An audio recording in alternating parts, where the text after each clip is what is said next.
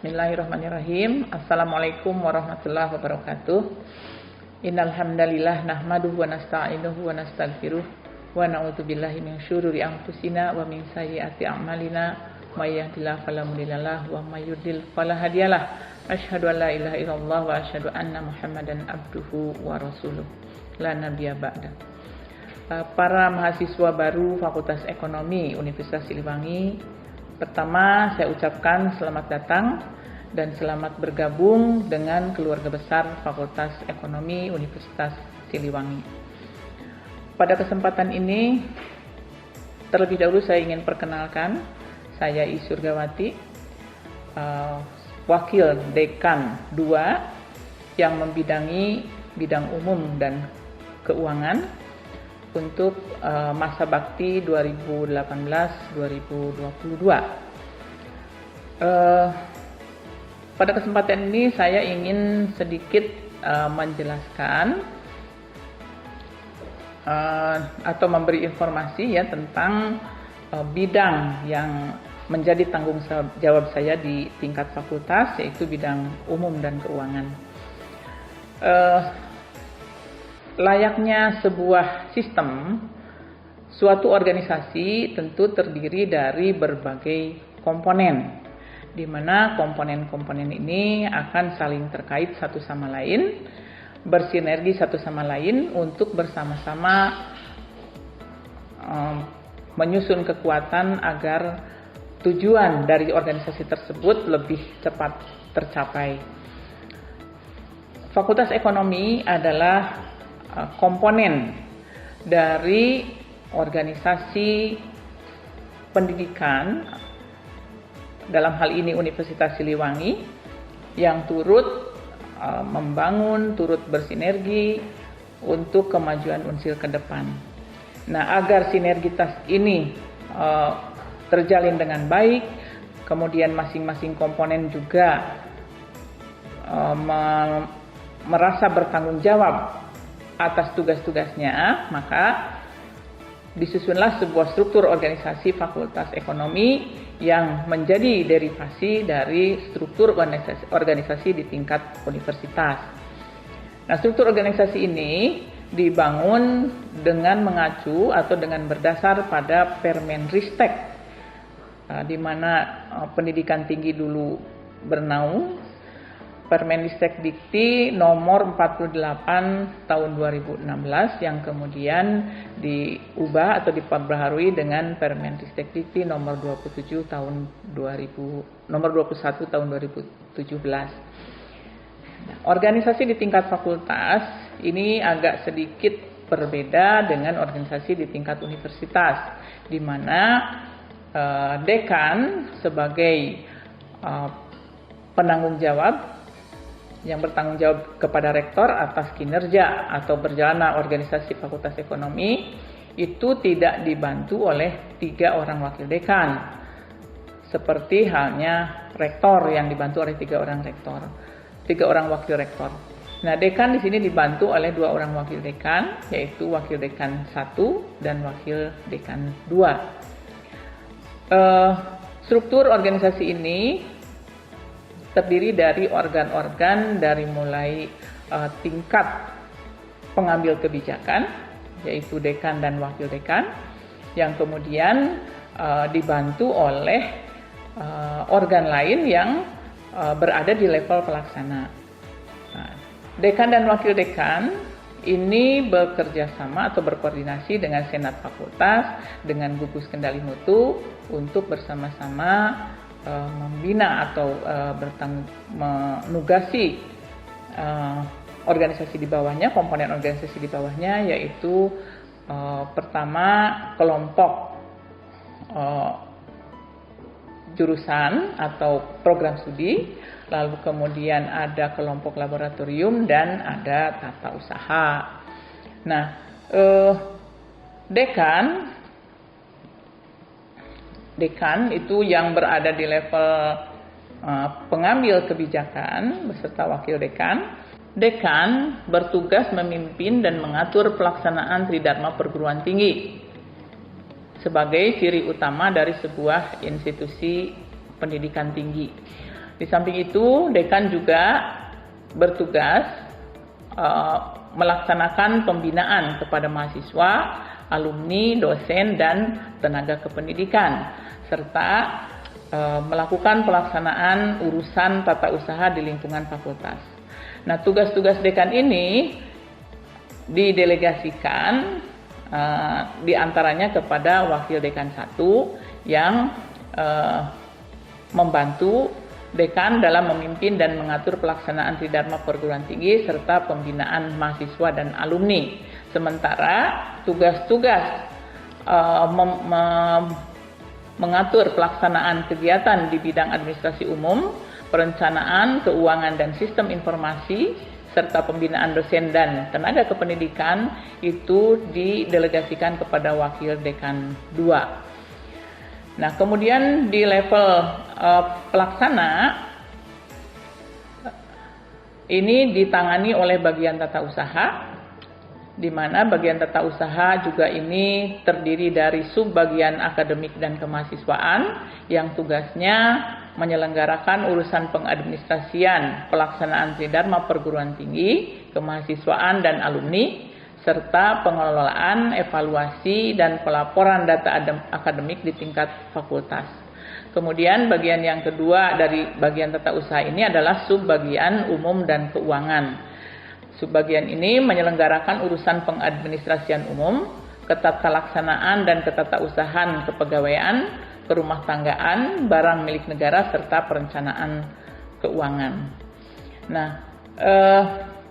sebagai gambaran sumber daya manusia di Fakultas Ekonomi, seperti kita ketahui, sumber daya manusia di Fakultas Ekonomi ini terdiri dari dosen atau tenaga pendidik dan tenaga kependidikan.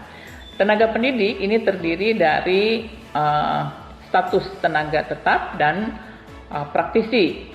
Jadi dosen yang terlibat atau yang dilibatkan di dalam kegiatan pembelajaran di Fakultas Ekonomi tidak hanya dosen tetap, tetapi juga melibatkan para praktisi dari berbagai instansi. Ini total dosen yang mengampu atau yang turut bersinergi di Fakultas Ekonomi itu ada totalnya 64, terdiri dari 59 dosen tetap dan 5 orang dosen praktisi. Rinciannya sesuai dengan kualifikasi pendidikannya, di jurusan ekonomi pembangunan ada 9 yang berkualifikasi S2, dosen tetap berkualifikasi S2, kemudian ada 5 orang dosen berkualifikasi S3, sementara untuk praktisinya ada 1 dosen berkualifikasi S2 yang kebetulan berasal dari institusi Polri. Beliau ini mengampu mata kuliah hukum bisnis. Kemudian di jurusan manajemen itu dosen tetap ada 18 orang, di mana 2 orang berkualifikasi S2, di mana 2 orang diantaranya sedang studi lanjut S3. Kemudian yang berkualifikasi S3 ada 4 orang, sehingga total 22 orang tanpa ada dosen praktisi. Kemudian di jurusan akuntansi, ini total ada 17 orang, terdiri dari 16 orang dosen tetap yang masing-masing berkualifikasi S2 14 orang dan berkualifikasi S3 ada 2 orang. Dengan dosen praktisi ada 1 orang, kebetulan dari pemerintah daerah, karena beliau memang mengampu mata kuliah akuntansi sektor publik. Kemudian di jurusan perbankan dan keuangan ini total ada 10 orang dosen, di mana 10 orang dosen ini terdiri dari 7 dosen tetap dan 3 orang praktisi yang semuanya berkualifikasi S2.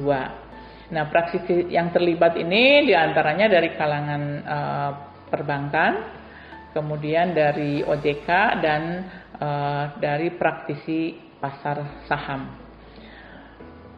Nah, kemudian untuk tenaga kependidikan ini kita memiliki 18 orang tenaga kependidikan yang masing-masing 4 orang berkualifikasi sarjana S1, kemudian 1 orang diploma, 8 orang SMA, 3 orang SMP, dan ada 2 orang yang berkualifikasi SD. Ini memang ditempatkan untuk pramukantor. Nah, kebijakan pengembangan SDM itu sebetulnya merupakan derivasi dari kebijakan pengembangan SDM di tingkat universitas, di mana fakultas juga mencoba mendorong semua komponen, baik itu tenaga pendidik maupun tenaga kependidikan, untuk mengembangkan kapasitas akademik dengan memberi kesempatan studi lanjut. Kemudian yang lainnya adalah mendorong setiap dosen untuk mengembangkan kapasitas jabatannya dengan membudayakan penelitian yang diarahkan untuk dipublikasikan pada jurnal bereputasi. Kemudian yang ketiga adalah dengan melakukan pembaharuan tata kelola dalam rangka penguatan sinergitas antar komponen organisasi sesuai dengan aturan yang berlaku. Bidang lain atau aspek lain yang menjadi tugas saya adalah diantaranya sarana dan prasarana. Sarana pembelajaran ini tentu saja ruangan atau gedung. Fakultas Ekonomi saat ini memiliki 3 gedung utama yang terdiri dari 2 lantai, di mana gedung-gedung ini memuat, atau pada setiap gedung itu ada ruang kuliah, terdiri dari ruang kuliah, ada ruang pimpinan, ada ruang pengelola program studi, lalu ada ruang dosen, termasuk untuk fasilitas umum seperti musola, toilet, dan sebagainya.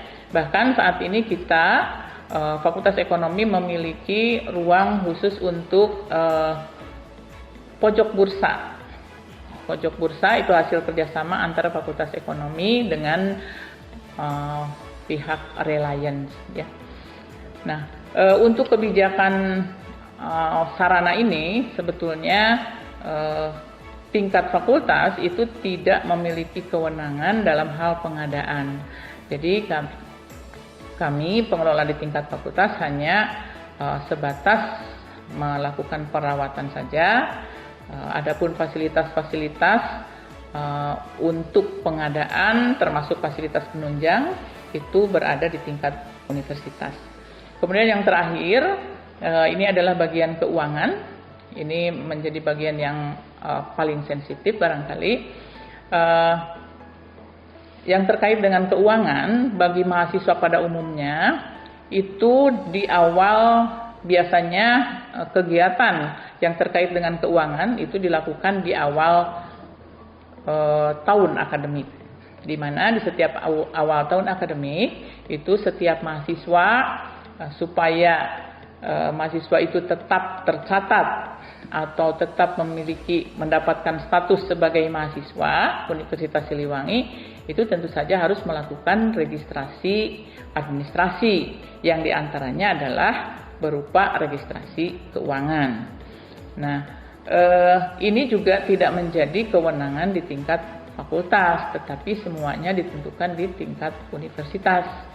Nah, tingkat fakultas itu hanya membantu mengkomunikasikan ketika misalnya tidak ada atau terjadi hal-hal yang tidak diinginkan, seperti misalnya keterlambatan pembayaran. Tapi itu hanya sebatas mengkomunikasikan kepada pihak universitas. Kemudian untuk keuangan yang lainnya itu setiap tahun, setiap awal tahun fiskal itu biasanya pihak fakultas mengajukan apa yang namanya RKAKL atau rancangan kegiatan dan anggaran kementerian dan lembaga yang khusus untuk alokasi fakultas. Nah, itu saja barangkali yang bisa saya sampaikan. Sekali lagi selamat mengikuti proses. Semoga apa yang menjadi cita-cita dan harapan para mahasiswa baru menjadi kenyataan, dan kontribusi adik-adik semua insya Allah akan sangat membantu untuk kemajuan Fakultas Ekonomi ke depan. Fakultas Ekonomi juara. Billahi hidayah wa taufik. Wassalamualaikum warahmatullahi wabarakatuh.